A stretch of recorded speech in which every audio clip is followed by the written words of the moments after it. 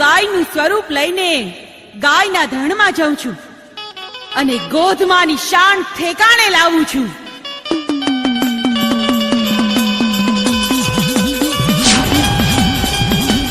ગોધમો રાક્ષસ!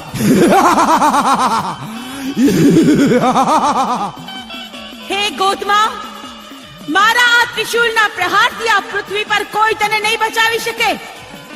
અરે અહીં તો શું, પણ ત્રણેય લોકમાં ક્યાંય પણ છુપાઈશ તો તને ગોતીને હું તારો વધ કરીશ. ગાંડી, તું મને મારીશ?